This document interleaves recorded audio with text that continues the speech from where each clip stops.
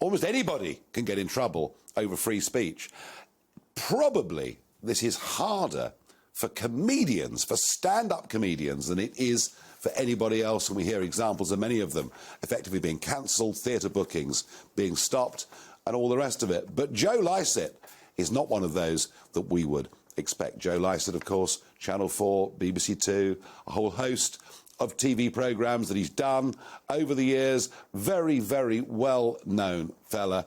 Loves going out and doing his stand-up routine. Well, one of the jokes that he told caused offence to somebody in the audience. How awful.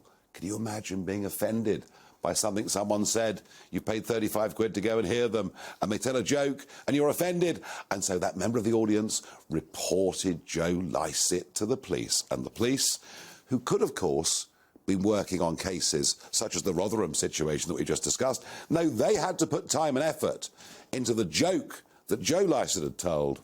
And in an Instagram post, Lycett wrote, "To be fair to them, the Fuzz were very nice about it, but they felt they had the duty to investigate." And of course, it was dropped. There are no charges. But what's happened? We've just wasted the police's time and money. And I have to say, I just think the whole thing is absolutely ridiculous. The matter is now closed. But you know, if you're worried about a joke Joe Lycett might tell, don't buy a ticket.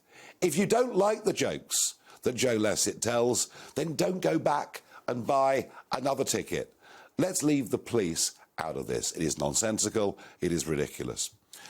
I do wonder whether much of what's going wrong is really being bred through our schools and universities. I don't think we're teaching youngsters genuine critical thinking, that there are different points of view and they have equal virtue and merit. No, we're sort of, I think, indoctrinating kids to think one way and to think anyone that thinks differently is somehow causing you an offence, that you need your safe space. I think education is perhaps the part of our country that needs more reform than absolutely anything else.